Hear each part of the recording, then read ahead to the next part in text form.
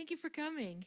We're excited to have people here at La Casa de Maria and to hear programming. Every month we have a variety of programs that we offer through the community, and up here in Santa Barbara, we do once a month lunch and learns, and we'd love for you to share with your friends and neighbors and people who you think might like these topics. They're always social justice issues through a spiritual lens. I'm going to introduce Sherry Purcell, our president, in a second, but I did want to say there is a table outside that has, or just outside the foyer, that has upcoming events and speakers. Please know that some are accessible. Even if you're up here, you could watch on Zoom. And we have the next speaker for next month is April 23rd. It's Friends of the Farm Workers, and the woman that runs it is just an exceptional speaker, and the topic is so current. So I hope you can get people to come with you. And then we have some other flyers. We have a movie called Rebel Hearts that talks about the beginning of our community, and you can find out information on how to stream in your own home. And then you'll see all the other dynamic projects that we're doing. So let me introduce Sherry Purcell, the president of the community.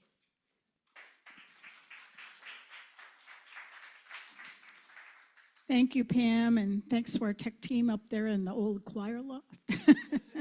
So thank you for being here today for our monthly Lunch and Learn at La Casa de Maria.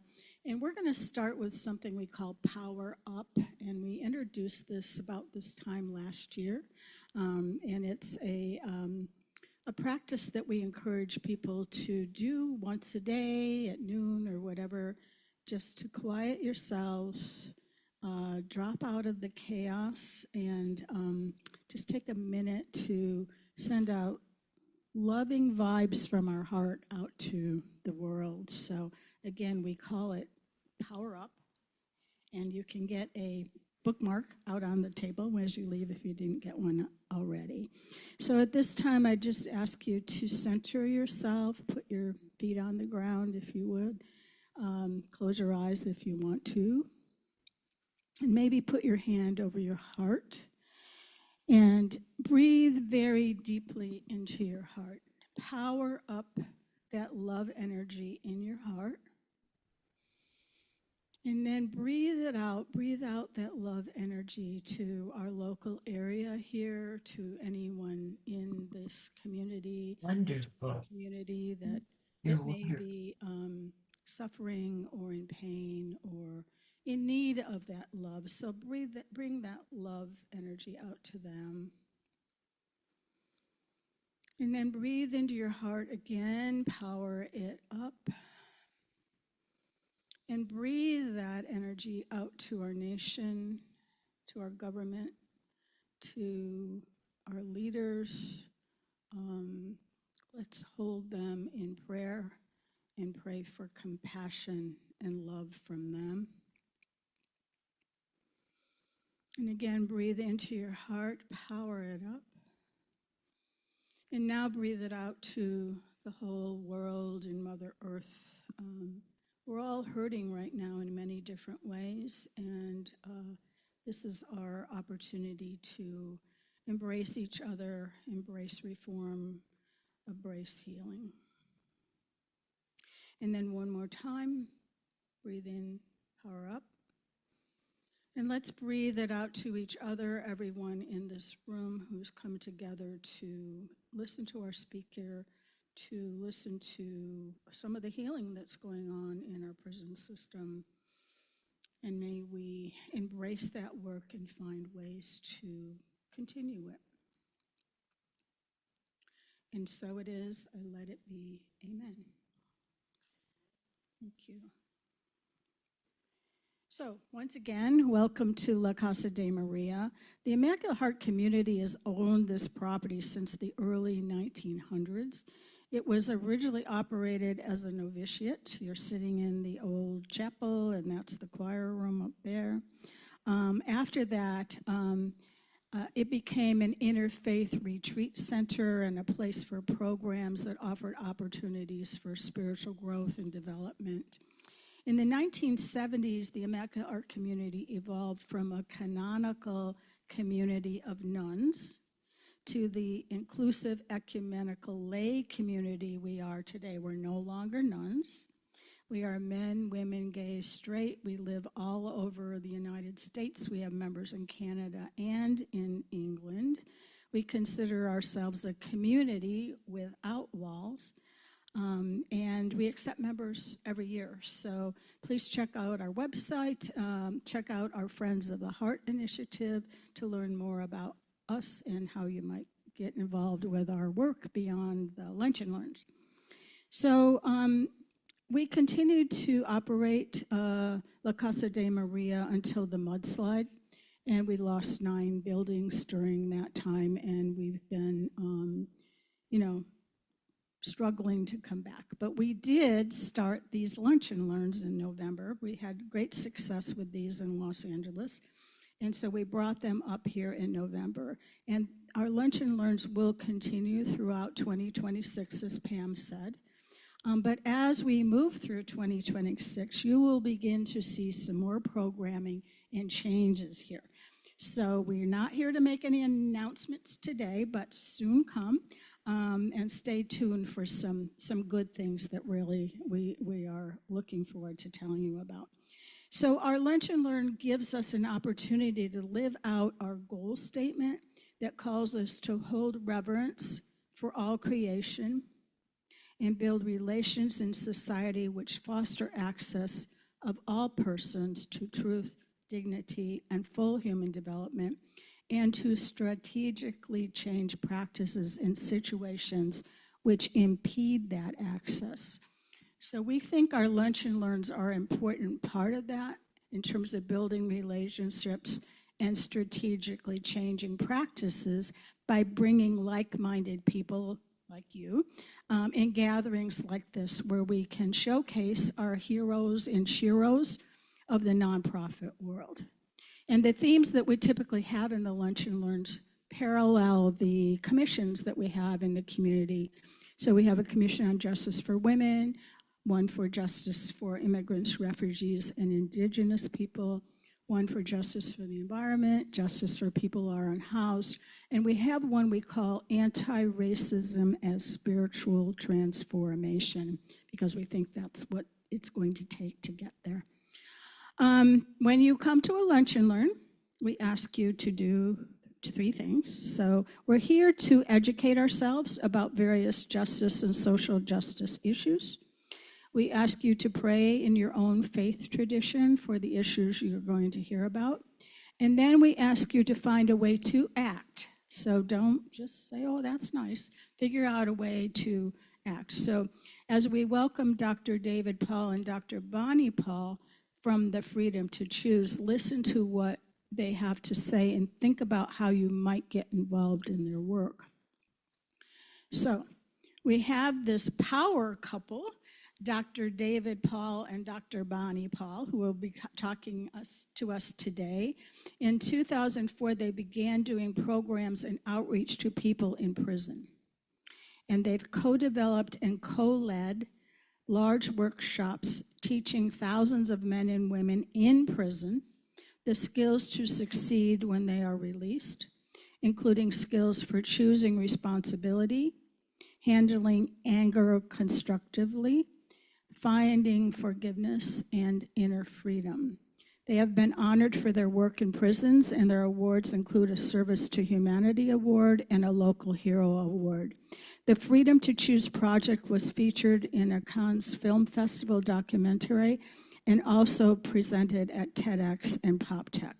Freedom to Choose was inspired by the work of Viktor Frankl and his well-known book, Man's Search for Meaning. Dr. David Paul brings over 43 years of experience as a physician leader, educator, and healthcare industry executive, including innovation in pre-hospital care, developing and leading multi-hospital cooperative ventures, and system-wide cultural transformations. He's a specialist in curriculum design, authoring and facilitating leading-edge programs in transformational leadership and emotional intelligence. He served as medical director of Vail Valley Medical Center. He founded and co-directed Breckenridge Medical Center. He is a published author of professional journal and popular magazine articles. Dr. Bonnie Paul has a PhD in psychology and brings over 25 years of experience working in the education, healthcare, and technology sectors, as well as being an executive coach, curriculum designer, and consultant.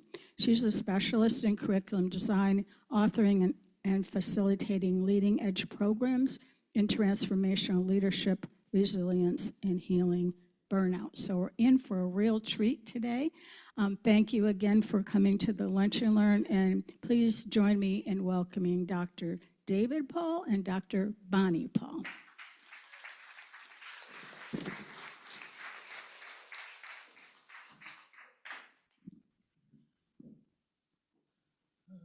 So thank you all for showing up and learning a little bit about this. My name's David, just in case you were wondering which of the two we were here. And we're doing a mic check, as you can hear right now. So, are you clear in the back? Can you hear us? Echo. I don't know if you can. Ooh, that's how's it now? Oh, good. Okay. all right. Well, we're grateful to be here with you all today. Thank you for coming. I was looking at this this icon here of the heart, seeing the doorway to the world, and really, this is emblematic of the kind of work that we do. Really, the Power Up was such a great way to start, and that's really the intention that we hold as a team. Large group of volunteers that go into prisons to help people learn and grow and heal. And we do that not just for them, but also for us. So we are here with, we want to introduce one other team member who's with us, who's going to be a co-presenter today. And so if Casper, if we could introduce Rhonda.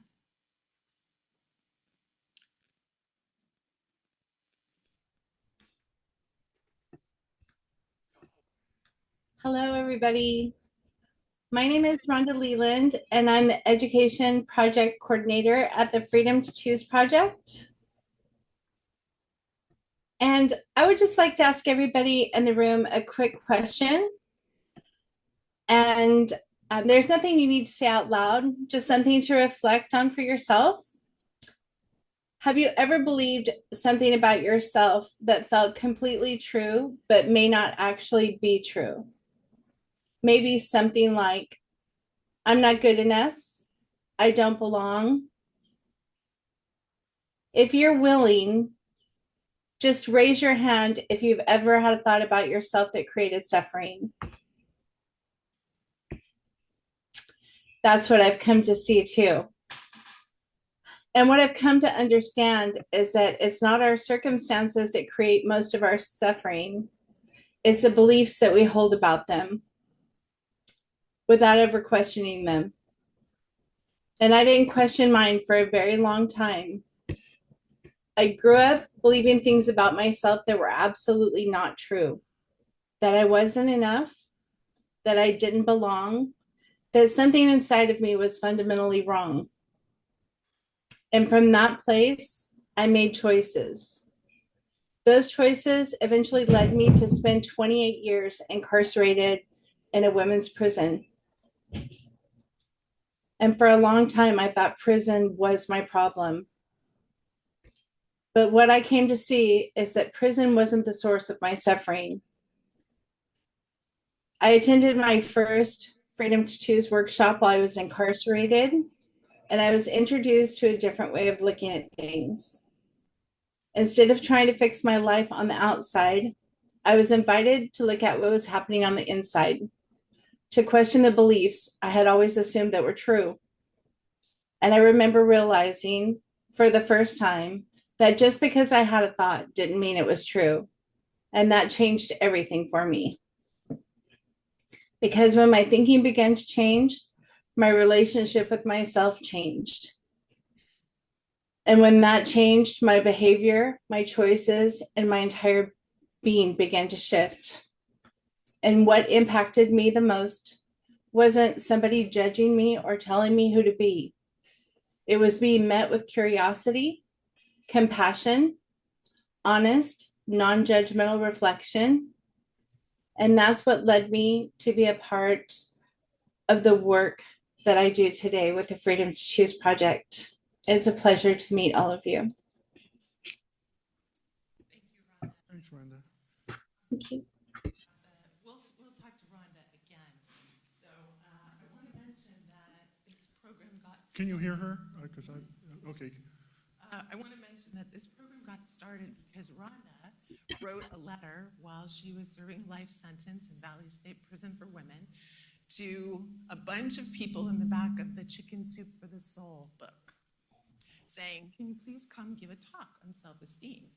And one of those letters landed at the desk of Dr. Ron Holnick, who was the president at the time of the University of Santa Monica, which is a graduate school in spiritual psychology. It's going to sound very interesting given what we're all here today to do. And we were faculty at the time. And so that led to doing a workshop in this prison that started this entire movement. And we just celebrated our 22-year anniversary.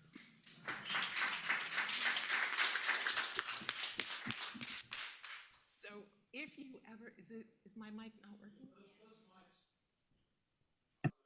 Ah, so we'll have to share, huh? Don't take it personally. You got it on eBay. You want to tell them about our affirmation? Okay, so one of the things when you work in a prison is, there's two areas. If you ever have to work with a prison, there's a couple of things that will really help you if you ever end up in that circumstance. The first is if you try to apply logic or reason to anything that's going on, you're making a fundamental mistake, and you just might as well give that up. Just we'll put that aside. And the other thing is a team affirmation that we developed. And so that team affirmation goes along the lines of, we are so flexible. So that, by the way, if you had to think about that, if you say that and you mean it, you've just come into acceptance of what's going on, which is a really good first step. You've also said, I'm not helpless. I can do something about this. Do you follow how simple that one little skill is? It's incredibly useful other places besides working in medium to max security prisons. So we like to be close. It's a good thing, right? Because we work together in addition to all of our. Just in case you're curious, we are related, we're marrying. So that's an active process. The last name is by choice, Exactly. being the same. So if you ever wonder, does your voice make a difference? I often think about Rhonda writing letters from inside a maximum security women's prison that has made a phenomenal difference in the world. So it's a time, well, maybe all times through history, but in particular where voices of love are needed, in my opinion. And I just wanted to make a comment on this. So my former career, I was a physician. I was actually an emergency medicine physician and early in the field and did a lot of education and development in those areas. So, my residency was in St. Louis at Barnes Hospital, and Missouri has a very interesting, saying as a state. It's the show me state, right? So I hear what you're saying, but show me. So part of what we're going to show you today is some of the evidence, but I'm going to make a statement, and I haven't seen the exception to this yet, and it's based on an N of, how many people have we worked this? It's over 7,000.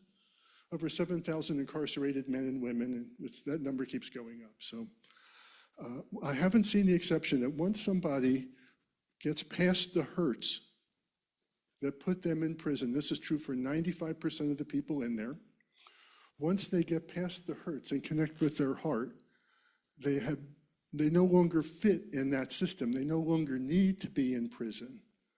Like the behavior, the identity shifts.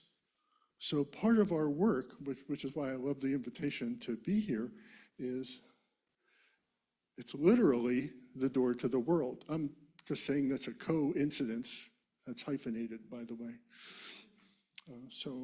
And you'll see that one of the aspects of the work we do is everybody is holding and seeing through, I would say, seeing through the eyes of love, or being in the loving or connecting with their heart. So it's a unique educational experience that teaches the how to have the experience, and the experience is what informs people and results in the learning. We call it experiential learning. All right, so people ask us, freedom to choose what? And the name of our organization came from the work of Viktor Frankl. And how many of you know who Viktor Frankl was? Pretty many. So he was a psychiatrist interned in a Nazi concentration camp. He was the author of the book, Man's Search for Meaning.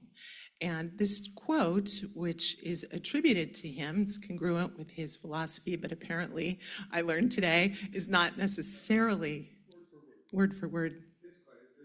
Oh, it's a different quote. Okay. So everything can be taken from a man but one thing, the last of human freedoms, to choose one's attitude in any given set of circumstances, to choose one's own way. Viktor Frankl. And today is actually his birthday, so that's an interesting synchronicity.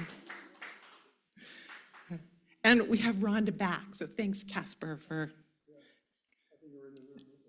All right, so we have a little video, and this is a trailer from the documentary that won an award at the Cannes Film Festival back in 2009, 8, something like that. A while ago. All right, so I think It was filmed at this prison. at Valley State Prison for Women, Rhonda was there. and if you look carefully, you'll see her there.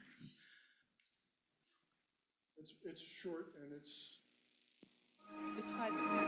This is a very, very ugly place. I wouldn't wish my worst enemy to have to come here. Everything can be taken from a person except one essential freedom. Freedom to choose one's attitude regardless of circumstances. The real prison is in our mind. It's just a space. The space in here is what matters in my heart.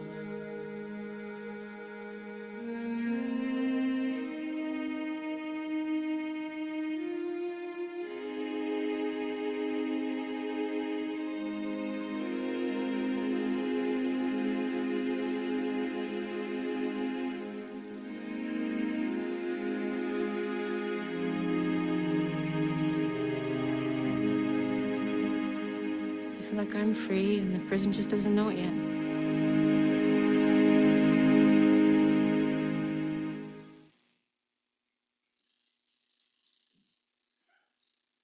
Okay, and here we all are inside. This is now a men's prison. That same facility was transformed into a men's prison about I guess it was a decade ago now, more than that. And so you can see our team, and Rhonda is the second from the, where he's pointing. And so, as our introductor, as our, I'll let you. I realized I was talking to the mic. That's fine, you were doing great. Okay, so we really are, I mean, when we do this to the general public, we say what we're doing is we're reducing the rates of recidivism, we're enabling people to return to the community as good neighbors, as productive citizens. One of our very popular courses we developed for men and women who are about to leave was a succeeding in the workplace. And what we teach is, has been called soft skills. And I don't know how many people are aware of the original origin of that, soft versus hard. Soft sounds like who cares about soft skills, right? So the US Army was trying to standardize their training program prior to World War II, and it was an army.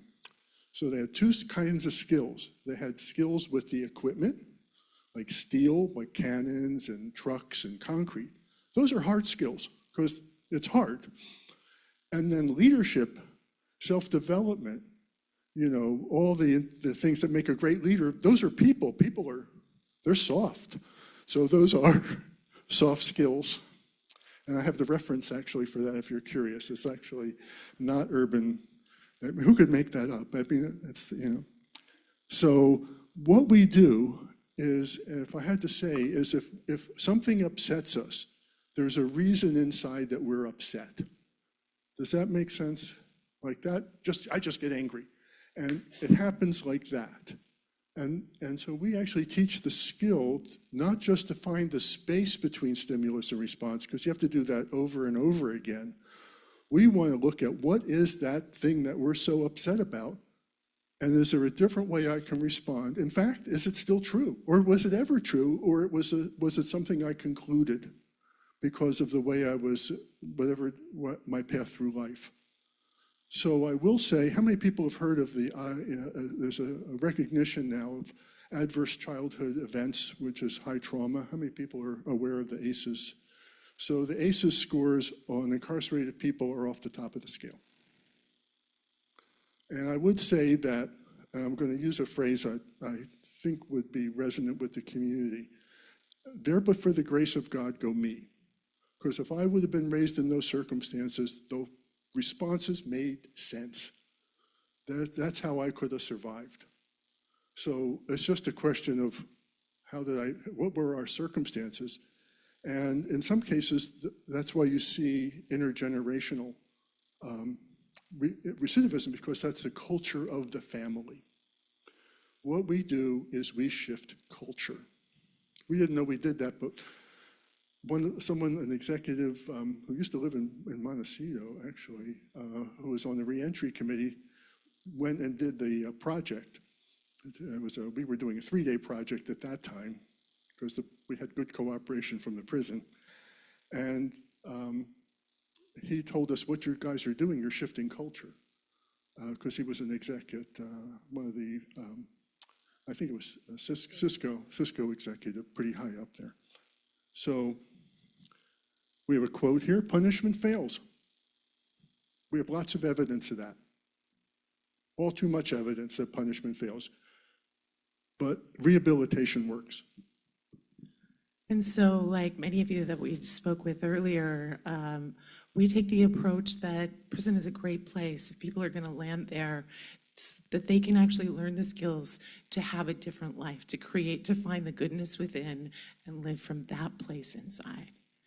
And just to tell you a little bit about how these things work, and I want to note that we have several volunteers and staff members in the audience that I forgot to mention, but we take large volunteer teams into a prison. So for example, it can go anywhere from a dozen people up to 100 volunteers that come together, and we work in prison gymnasiums with between 60 and 250 incarcerated men or women at one time.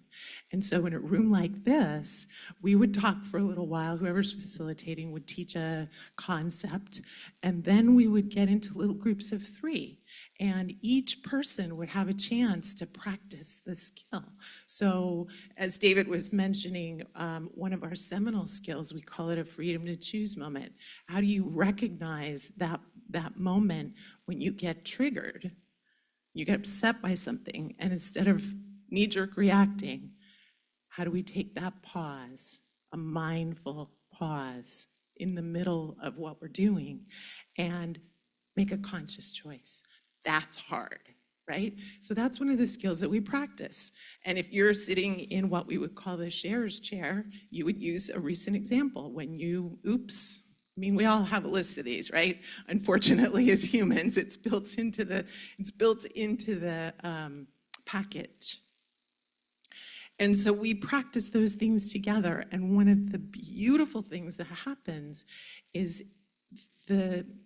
the lines between who is the free world person, as we would be called, and the incarcerated person, those melt away. And we're just humans coming together with our human struggles, with our challenges, with our wisdom, with our love. And we support one another in learning and growing together. And that, to me, is something that is so applicable, not just in prison, but everywhere. And as David kind of hinted, I think he and I do this kind of work also professionally with physicians, nurses, healthcare executives. I mean, it's universal. What occurred to me to add is we didn't bring the handout on, we have a handout, Freedom to Choose Moment, how to do it, but it's a sort of an advanced skill.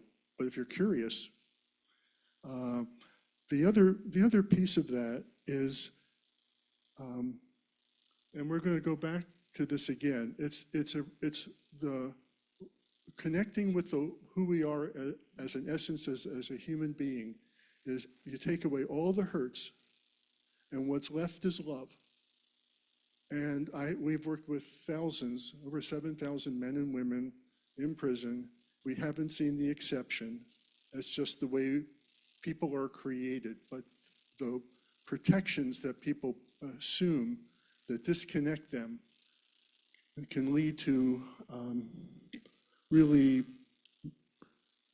dysfunctional behavior. So this is a typical class, by the way. This is at the men's prison. You can tell because you have to, when you go into prison, you can't wear certain colors. You do not want to look like someone who's incarcerated, and you don't want to look like a correctional officer. And you would think this would be standard, but it's completely different at every prison and changes periodically at random. So you get a good chance of learning to be so flexible. But we have a volunteer standing at the back. You can see how the size of the room is and the perspective. And it looks like I'm on the right, I'm on that side, and we have two other facilitators. And we call ourselves facilitators because we facilitate people into learning. We're not there to teach. We're learning at the same time everybody else is. I'm learning right now. All right, so just a little bit about what we've achieved in 22 years. David and I are still volunteers. I personally keep coming back because of the gratitude of the people who sit in those prison seats. Before I got involved in prison work, I thought I was so shy. I would never have gone to prison, right? And so it was, I like to say, life tricked me into this kind of work. And the gratitude and the hunger that there was from people to learn, to grow, to change, to live better lives for themselves and their children, because most of them are parents. I think we all want to do better things for children. Well, let's give them better parents. That's a good place to start. So we do have programs either in person or correspondence in all the prisons in California. I think there's 30-something prisons. We've worked with over 7,400 incarcerated participants and a whole bunch of community members, 239,000 hours of in-prison education through mostly volunteers, 720 volunteers, and who have contributed over 95,000 hours. And so yeah, we're gonna highlight Joanne, who is one of our longtime volunteers.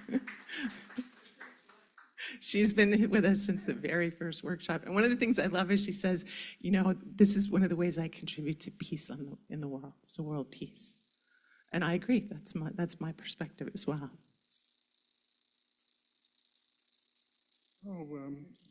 So if you want to read about the work, the Santa Barbara Independent,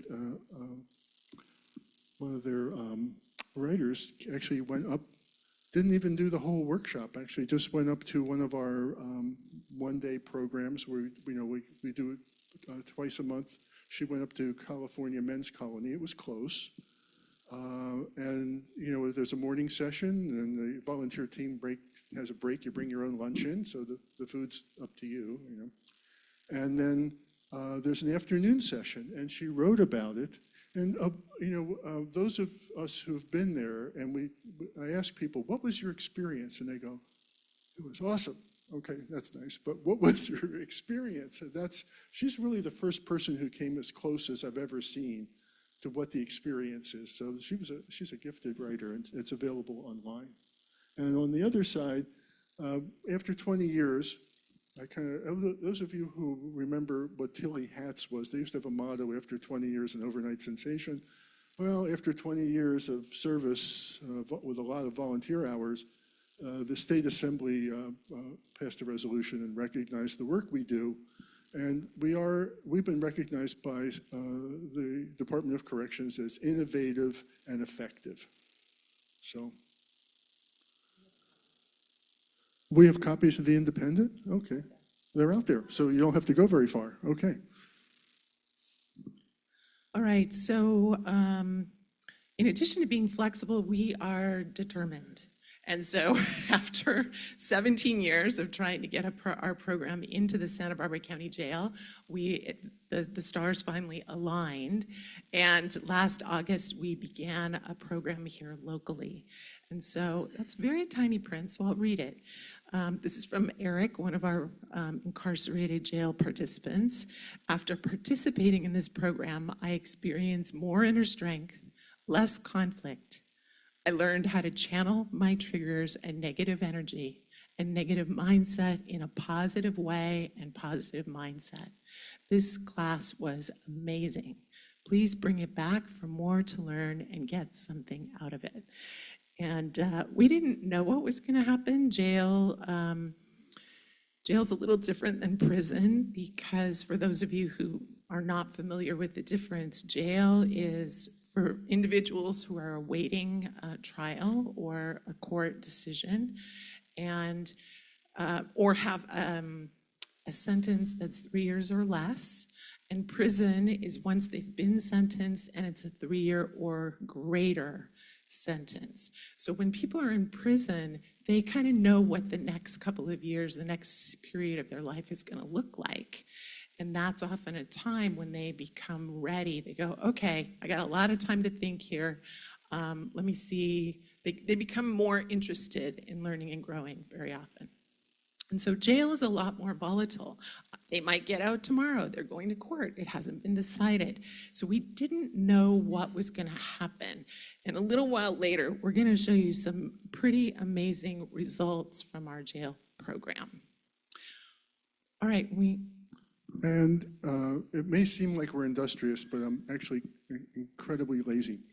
And I rather intervene at the jail level and break the incarceration cycle than waiting till they all the way get to prison and have to do even more work. So anyway, that's lazy. It's just say, or efficient. Could be. And we have big vision, right? We'd like to get these skills into elementary schools. So I am seeing a lot of nodding heads, and I know we're in a in a room full of kindred spirits. And by the way, even though what we've learned over the years is we've taught these skills to people who can't read or write. And the other piece of it I want to mention, because you can see all the notes that I'm reading here. So one of the things we've learned, because we work effectively with emotional skills, which is difficult clinically to work with unless you've done the work yourself. So that's another story. One of our key elements is because of the request of the women who were Spanish, who were coming into the workshop on their own just to be in the energy, even if they couldn't understand what we were saying necessarily, we started presenting all of our large workshops dual language. So we have Spanish handouts and we have simultaneous Spanish translation with radios. What we've learned is if you're working with someone with these skills, when they can do these skills in the language that was spoken in their house at age 2 or 3, It's very effective because there's no translation into another language that takes people out of the emotional center into a language center, and then they have to translate back. So we've had trios done in multiple languages. We did one for the spouses during the Iraq War. We did with some of the veterans over at Fort Irwin, I think, wasn't it, down in southern. And so we have handouts now in multiple languages, but in California state prisons, we do simultaneous English and Spanish. It makes a profound difference. So we're going to show another brief video from Jose, but before we do, I want to just set this up a little bit. So one of the things that we discovered when we first started, and it makes sense, but I just never thought of it. When we went there, prisons are set up so that the guards and the staff, well, actually, they're correctional officers is the correct word. They're on par with police officers. The correctional officers, the staff, they're all on the outside of, they contain everything and keep everybody controlled. But the way that people think of it is those are the good people and the incarcerated people are the bad people. And there's separation that's needed, of course, but there's this divide that adds to the self-identification. Imagine if somebody believes they're a monster, which we hear all the time, they're going to behave like a monster. And so when we started doing this work, as I described, where we worked together and we worked through our challenges and we were just real humans with one another, it dissolved that delineation in a very profound way. And so Jose is going to speak a little bit about his experience with that.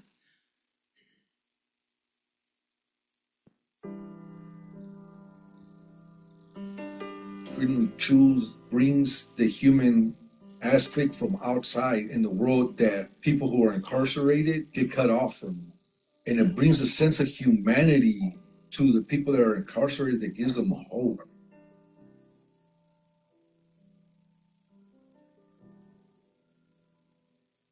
I couldn't think of nothing else but myself at that time. Like, how do I survive in here now? Yeah, it was just a sense of my life is over at that time. Why focus on anything else but just being angry? At first, I got invited to go to groups. So I started going to groups. I never spoke. I always sat in the back. And I went to a victims impact group. And that's when I first started, where I could say the seed was planted. It was a bang. Like, I couldn't identify my feelings because I was emotionally illiterate at that time. I just knew something's wrong in me. I'm scared. Like, something's going on. Why am I scared? I got transferred to Valley State Prison and then got introduced to Freedom to Choose.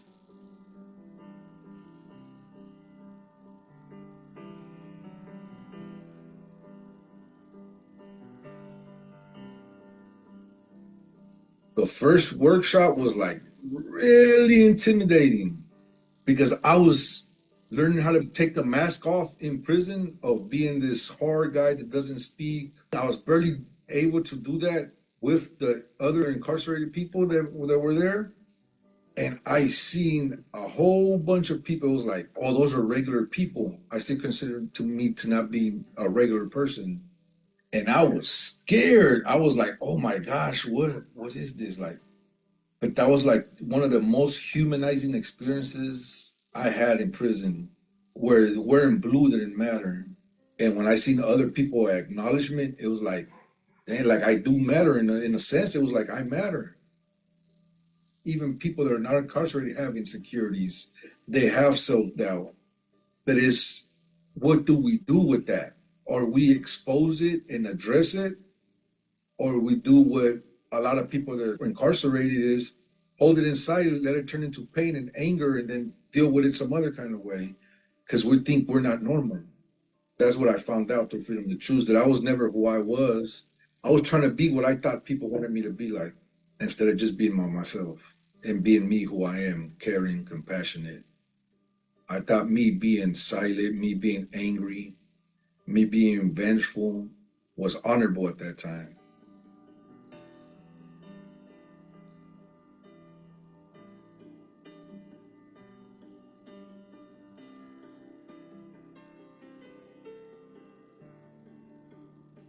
after that, after being able to speak and being acknowledged, it gave me a voice and it made me feel human. It continued to be one of the greatest healing experiences of my life and still continues to do it. Growing up in my family, nobody never communicated, nobody never talks.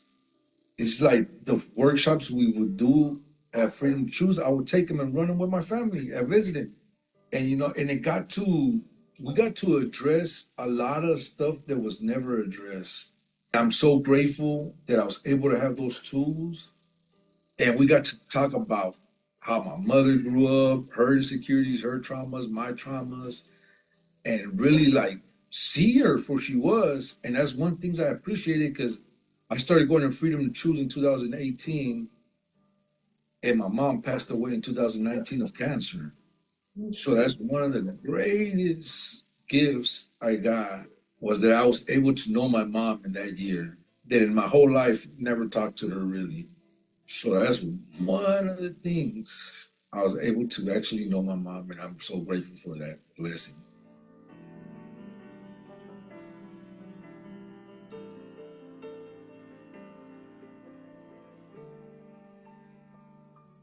Making amends to people who are harmed is changing those beliefs, making sure that's not going to happen again, but at the same time, living the best life we could for what we've done.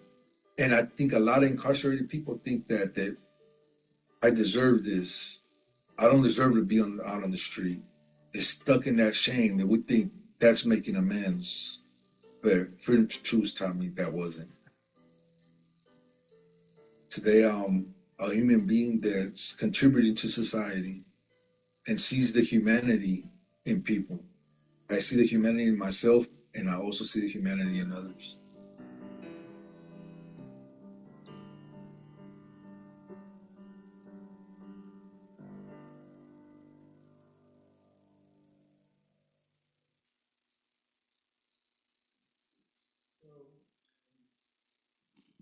So in September of 2019, this was the size of the volunteer team going into Valley State Prison. It was a men's prison at that time. And Bonnie and I get to sit on the concrete, I think it was tarmac or concrete, something hard and uncomfortable. And the lucky people got to stand. So All right. So what's working? Why does this matter so much now in our world? And I'd love for Rhonda to come back and she has, ooh, that's a cool picture. There we are. Hi.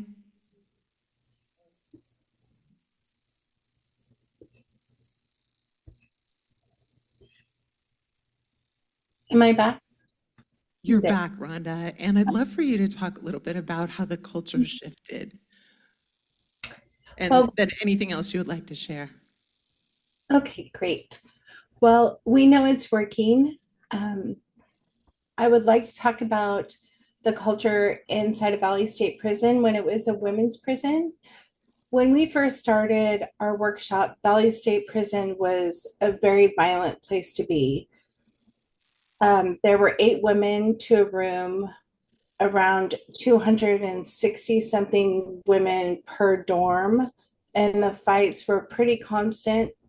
Disrespect to staff, disrespect to each other.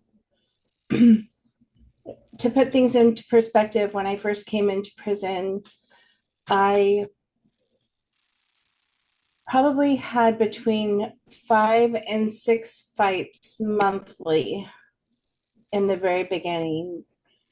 And when Freedom to Choose came in and we did our first workshop, that workshop was mostly filled with long-termers and people who were sentenced to life sentences. There was quite a few of us. I would say over 150 in that prison. And to put things into perspective, that is 150 women who have given up, who feel worthless, who don't feel connected to anything, and don't feel like they're ever going home to their children. And they're pretty angry. And I was also in the same situation. And our first Freedom to Choose workshop did a little shift. Something happened. We started talking about the skills and we started listening to each other. And it's an ongoing joke with some of us today that we're still friends. And some of my friends will say, I hear you and I hear what you're saying. We learned that.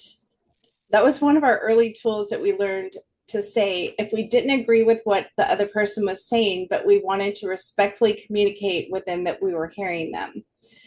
And utilizing the other tools and taking the workshops, the first one, we started becoming a little bit different. After the second one, we were really communicating and we were really thinking about what had been given to us. And what I noticed is exactly what Jose is saying, that you don't protect something and you don't cherish or value or have gratitude for something that you never felt like you were a part of or that you belonged to.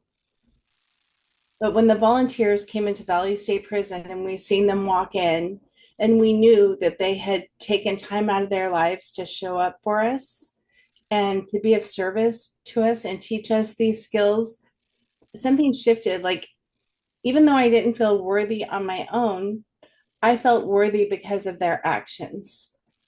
And then that helped me to lift my esteem up enough to just try something new and see where this might lead. And it also connected me to a community that I never felt like I belonged to.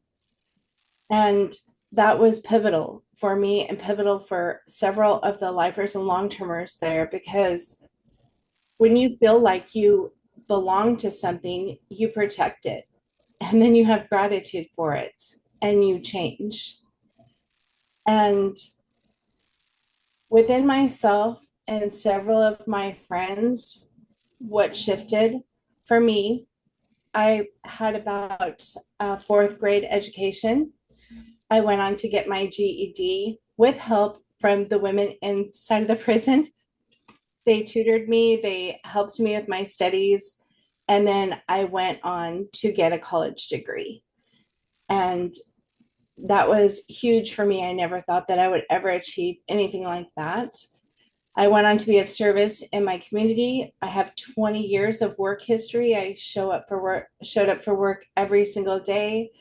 I volunteered, I tutored, I gave back, but that wasn't just myself. That was a plethora of other women who had taken this program, and they were all showing up in service.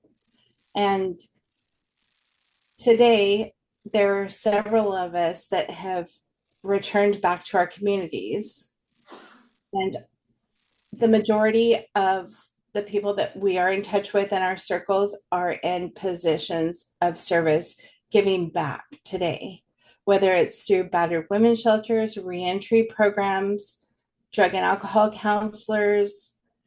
The women that started this first group at Valley State Prison are free and making a huge difference in the world today.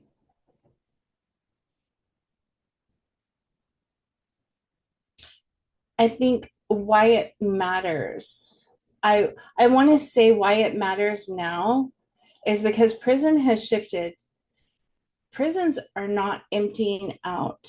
They're getting fuller. There are more people that are hurting, that are not connected to anything, that are going into prisons. And we know just from our everyday life, like, when people believe that they don't belong, they stop caring for each other. And when people feel like they're a part of something bigger than themselves, then that is when they start protecting and contributing to society. And I really believe that our work is so important right now and it matters so much because we restore a sense of belonging and then we lead our participants into teaching them skills that can help them heal. And we've seen it turn their whole entire life around. Everything in their life changes. And that creates a safer community for everybody involved because incarcerated people are always going to return home. And thank you.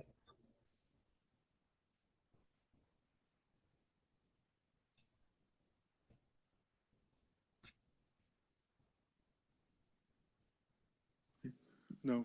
Oh, there we are. I want to talk about the word healing. So I went, I went to medical school and residency and all that kind of stuff. I know how to diagnose, I know how to treat, but I was never taught healing. I learned that in graduate school. So I can teach you about healing what I learned. So healing is applying loving to the places that hurt inside.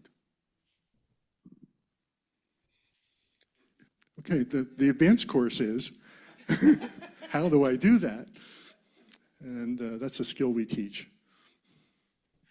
All right, so we're coming up on the completion here of our talk. I'm just going to share with you a little bit about what's happening at the Santa Barbara County Jail.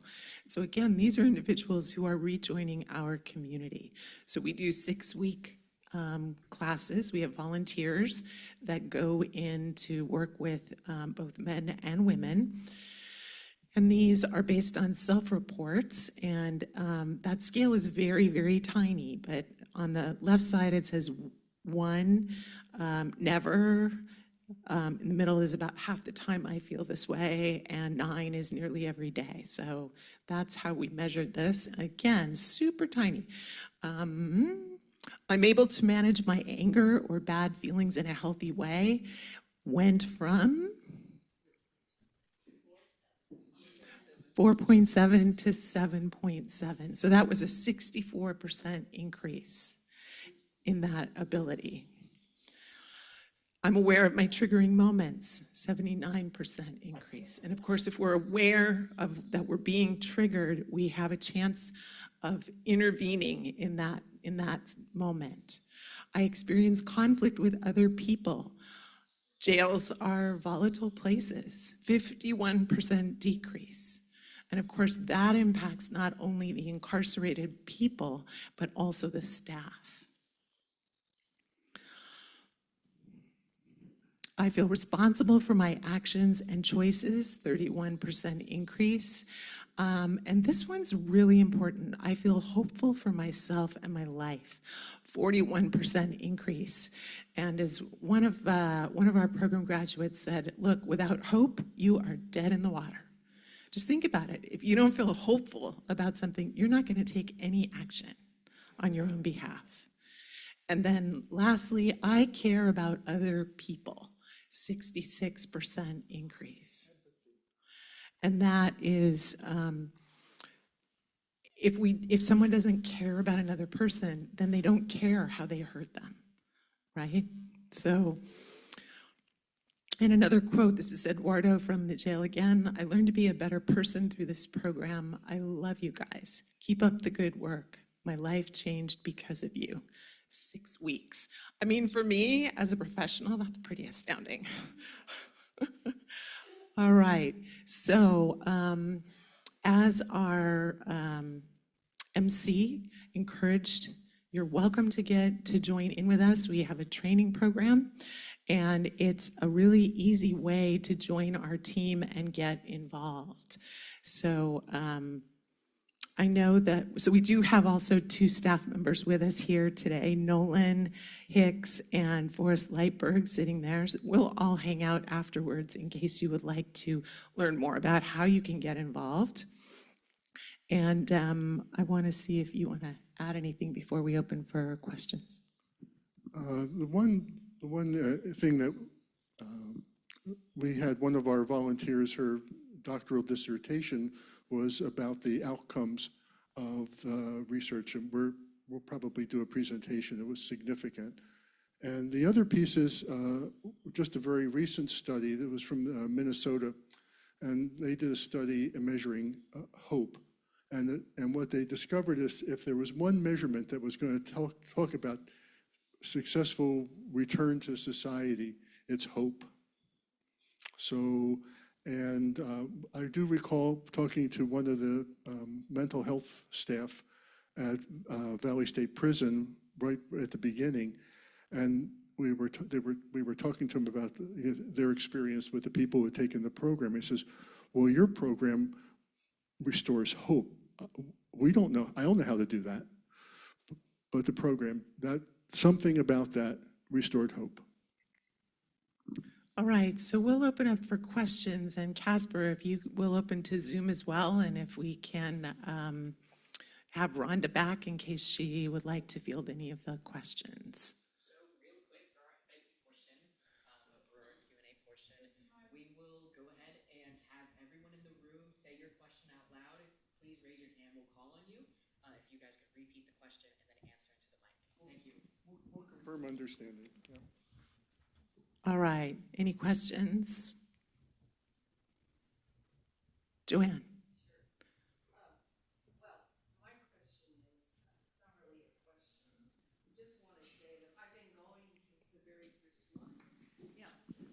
So I've been going through since the very first time in the prison, and I was just there and just got back Monday from the weekend there, all day Saturday and Sunday. Rhonda was there with us in that very room you saw, and people keep asking me, why do you keep going? You know, I go at least twice a year for 21 years, and my answer is I go for me as much as for them. It has enriched my life, changed my life. I have better relationship with family, friends in the free world because of going to prison. So yeah, and I'll be around too if any of you want to ask me any questions.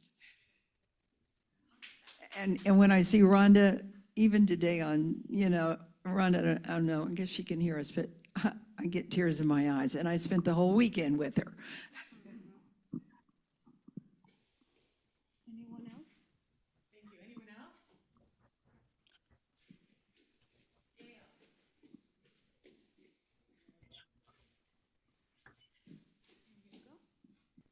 Hi. I just want to say how glad I am that these people are here sharing freedom to choose with you, and that there's a good audience here.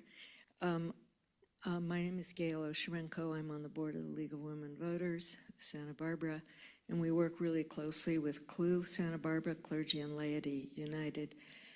And I mostly work on the policy side. So we have been at a number of community corrections partnerships, validating this Freedom to Choose program and saying, please, please fund it from the funds that are recidivism funds coming from the state are available. They spend $20 to $21 million a year, and they give a little tiny bit of it to these people who are going to help us reduce the number of people in our jails, which is really important because our county is facing a $23 million deficit in the next year and a $66 million deficit over 5 years. So we would love for you all to pay attention to the budget hearings that are starting Monday, Wednesday, and Friday, April 13th, 15th, and 17th.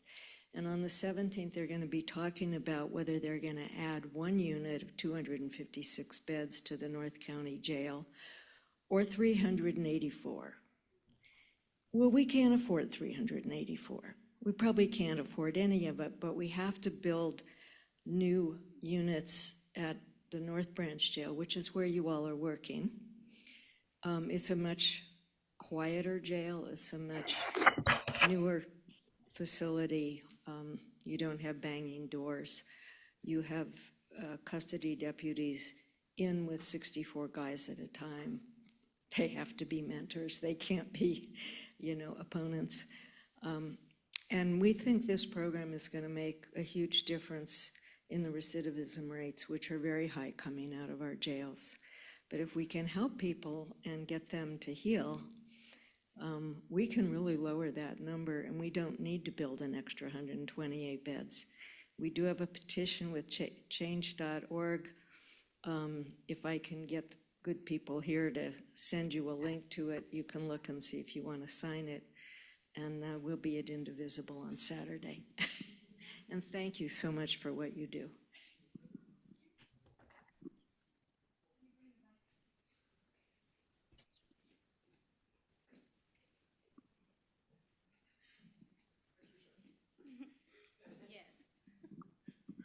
So I just want to mention something that people are not aware of. When we were filming a documentary about the men in prison, because we had a documentary filmed about the women, and we had some funding to do a project for the men.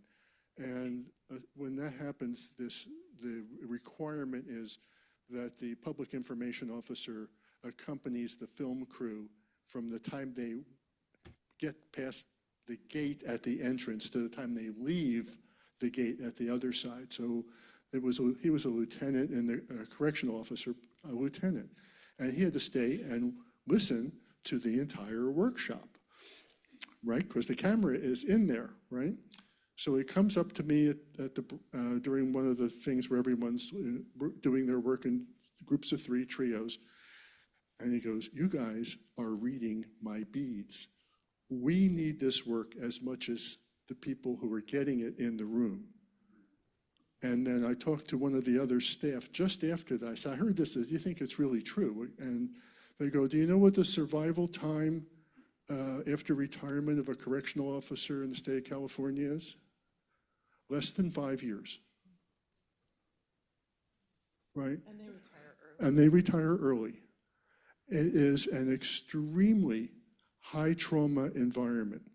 We offered to just provide education for them free. We'll teach you guys. We'll come up special. You really need this work. Can't do it. I only even go into the reason because if you were probably thinking something logical. And remember I told you about working in the prison. It's some rule that they can't do that. We can't provide it. They don't have the time. They have to be paid. There's no budget. And they have all these required trainings they have to have. So one of the invitations I have, thank you for all the support for CLUE. They give us, I think of it more like they should be thinking of it as social investing, or investing in stuff instead of how little can I pay, and so that's how I think of it. But I think when you think of the trauma in prisons, think of the whole system.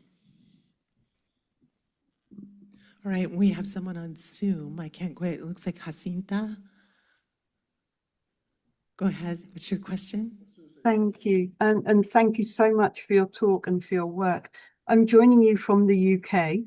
I'm in England, and it's really interesting to hear of your work. And I was wondering if you know of anything similar that's happening in the UK at all. I'm looking at working in a chaplaincy in a prison, possibly, if that's where God leads me, and wondering what I might be able to offer in this kind of way, in the way that you're working over here. And the supplementary question was, I was going to ask about if there were prison officers in the room when you were doing the training, and if that changed the relationships between the prisoners and the staff within the prison. But I also wanted to ask about reoffending rates in the UK. Something is worth doing if it stops reoffending. So I didn't know if there was any stats around that at all that I can offer here. Sure. So I'm going to encourage you in the first question. First, I acknowledge you for reaching out to be of service. Because as you can hear, I mean, as you know, it's in a sector that needs so much. So I'm going to encourage you to go to our website and contact me. And if you put a contact information and say you were here, I'll remember you, and we can get you the information you would need for the UK. So that's the starter. That's the starter information. I'm going to let Rhonda respond to the question about how it might have impacted the correctional officers and the staff. Absolutely. So the program had a huge impact on the staff. And I had a case against police officers. I had a high-speed chase, a shootout with the police officers. I had a very bad relationship with them when I was incarcerated. I ended up becoming the captain's clerk and working for the warden and our CRM. The relationships completely shifted because I learned how to speak to people with respect and not from that place inside of me that was hurting and judging myself and treating everybody else the way that I was feeling. I learned how to treat people with kindness. And the officers that listened to what was happening, or even listened to us or what our transformation was in going through this process, or heard us stop and say, wait, please repeat what you were saying. Like, we were really trying to understand what they wanted from us. We were really trying to be respectful so that we would get the respect back. So when we had those conversations, as we were learning how to communicate with each other as well, like it shifted everybody's belief in the community, everybody's behavior, everybody's treatment of everybody else. And when you have that many women on a yard, somebody is going to be fighting all the time. And there was a whole period of time after we had gotten going with our workshops and our women started being of service in the community, and we were teaching this to pre-release classes. We were going into the beginning education classrooms and teaching these skills on our own, that it had made such a difference and an impact that there was a time frame where we went from like having a few hundred 115s, which are write-ups usually for fighting or disrespecting somebody, and you get in trouble and you lose your date for that. There was a time, and I was a captain's clerk at this time, and I remember that I had absolutely no write-ups to type that were 115 related. There were small ones, stealing food from the kitchen to make a sandwich later, you can't bring your dinner out of the chow hall. So little things like that, wearing clothes that might have a tear or rip, you're supposed to turn them in. So you'll get like a small infraction, but there was nothing big towards violence. And we had almost a 30-day period of really a huge reduction in fighting and violence towards each other. It still happened as the years went on, but the instances were less and less. Thank you. And in terms of your question about recidivism, doing that kind of research in prisons in the United States is highly restricted because of past abuses with incarcerated people. And so it's extremely expensive. It is one of our intentions to do that research, but it's a budget issue. And I know David's going to tell another story. I'm going to let him. On the other hand, I will just say that the programs that remember we talked about rational, okay, keep that in mind. So programs for reentry in California are required to provide recidivism data. But they ask the state, what's the recidivism data that's in the requirement? The state doesn't know what the recidivism data is.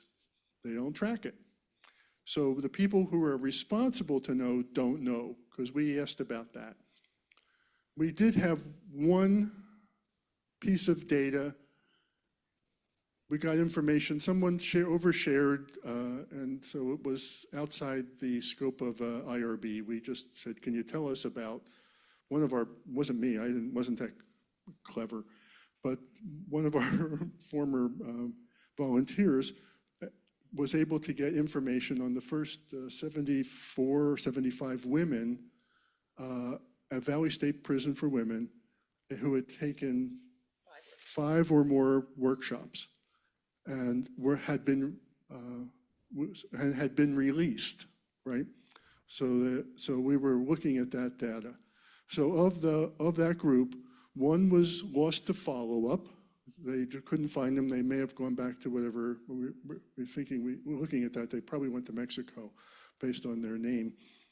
One person had a parole violation because the public transportation broke down. They missed the parole meeting. They got there late. At that time, if you had a parole violation of any kind, you went back to prison. That was the system back then. So everyone else stayed out. So that's, it's like 4% went back. We didn't know how to count the missing person. We said they don't qualify. So that's our only data. That was done. What was that data? That was about before we started working with the men, or just about the time. 10 or 11, 12? Yeah, something like that. Yeah, over the first number of years, 10 years maybe. And it's, the whole definition of recidivism is a complex subject. And, that's all we know is anecdotal information. And it's extremely complex to do any kind of research you have to do. Has to go through a board, a supervising board, faculty. I had a student who was a psychologist doing interventions for treating children who were traumatized in Gaza. This is before all the recent wars. This is maybe, and getting him qualified through the IRB to do the research was a nightmare, even though he's living in a war zone. Do you follow what I mean? So we had to modify his research project so he could get his credential, which helped him do the incredible work he's continuing to do. So just to mention that. So it's difficult to work in a prison. David, I would like to talk about a little bit about recidivism and what it looks like from just my perspective as a returning citizen after 28 years and taking the program several times. When I was paroled after 28 years, we have very little resources in Northern California where I was paroled to. So I had a meeting to go to, and I had a mandatory 6 months in a halfway house. And I really came home with a very solid attitude. And I know it was all the years of work that I did with Freedom to Choose. I felt very afraid, but very capable. So if that makes sense. I was afraid to parole after 28 years, but I felt like I was very capable. I didn't know my city anymore. It had changed so much in 28 years. I didn't have any family support. My family is still living a very negative lifestyle. I had children that were abusing drugs and alcohol. And I came home the first day. I got my driver's license, my social security card. I reported to parole. And as soon as I walked into parole, he said, "You need to go get your identification." And I said, "I already have it, sir." And I showed him what I had, and he smiled and he was like, "Really?" And it went on. The next day I started working. I kept doing everything that was asked of me. I showed up very polite, communicated very well with every single person with respect, with dignity. And they actually let me leave the parole or the program that they had mandated for 6 months. I left like 2.5 months early to be able to go home and take care of my younger granddaughter. And the parole officer had told me, the head of parole had started taking care of my case, because I was actually the first lifer that paroled that they actually allowed to go back into prison on a pass and go out of town, to go back into prison to do these workshops. So he told me that I was the least likely person to succeed on parole. That when I came home, because of the family I come from, because of the background I come from, they issued my picture and my name and all of my information and where I was staying across all the police officers within the county because they were sure that I would violate and go back to prison within the first 3 months. And that's not what happened. I did very successful reentry and I was actually released from the halfway house to take care of my granddaughter who was 5 at the time. I have been home 4 years. I have taken care of my granddaughter financially. I have taken care of myself financially. I have paid off my first car. I have paid my taxes. I have never had an outstanding bill for my credit cards for anything. And I never even had a car prior to prison that I didn't steal. And I've never registered a car in my life. So since I've been home, my cars are registered, they're up to date, insured. I'm very proud of it. I'm very happy when I have to pay my taxes, even though it's hurt sometimes. And I have I have been able to be present and there for counseling through drug programs with both of my daughters and even be very flexible when things don't go the way that I think they should and show up for them on their own term without putting myself in harm's way. And I think to me, that is the success of our program. Thank you, Rhonda. And I think that's a beautiful. You deserve a standing ovation. That's just an amazing, getting a standing amazing ovation, story. Rhonda. I want to just share one touching anecdote. Her granddaughter, I met her on Zoom, and she said, "What was it?" She said she wanted to be when she grew up in a helper of people. She wants my job. And so that's the ripple effect. And I know we're coming to our completion here. So thank you all for your kind attention. Do you want me to take one more question? Go ahead, Jonathan.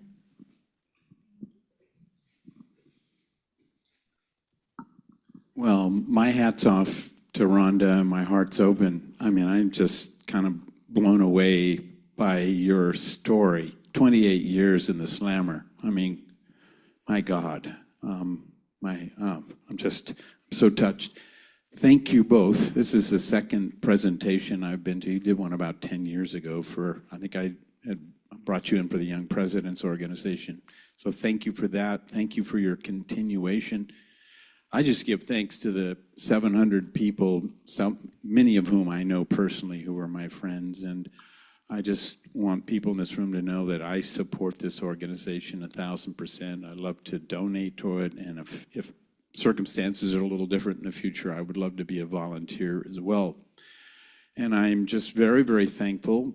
Thank you, Nolan, for he gave me a call yesterday and, just rang my chimes a little bit about this event. And I'm so glad to be here and be back in this holy place where we are today. I mean, I've known this place for over 50 years, and I'm so very pleased to be back. I have not walked over to see the devastation yet. I'm looking forward to doing that. And I just want to secondarily say if you want to support freedom to choose, that's such a beautiful thing. And I would also encourage and want to be part of supporting this organization, Immaculate Heart, getting it back on its feet. And there are a lot of resources in Santa Barbara and elsewhere to support the rebuilding of this property, the reignition of all the incredible retreats. I've been here with many retreats and then had executive retreats for my own companies. So if there's anything I can do or support anybody here, if there are other people who would like to coalesce around supporting not only freedom to choose, but Casa de Maria and getting it back to serving our community the way it did in the past.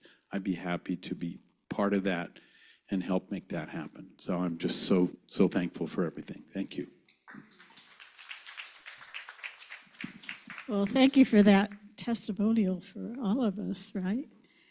You know, I was sitting there thinking about, we have the prison industrial complex and all of the inequities within that. We have the education to prison pipeline that keeps filling up our prisons. And you've given us such an insight of how that could be different. And, you know, you're healing people from inside their selves, but also within inside the prisons. And, you know, I just, again, so much hope that things could be different and move forward. And I would encourage all of us to get involved, but use your power up your heart and send that energy out to those folks in prison, that they will learn about this and be able to, you know, turn their lives around so beautifully. And I thank both of you, but I want to also acknowledge Rhonda in terms of her vulnerability and your strength and your growth. You really have given us a vision how things can change and people's lives can be brought back to dignity. You're giving people their humanity back. And so it's really, really blessed work. So thank you. And let's thank them. I have a little gift for you. Where'd Pam put this?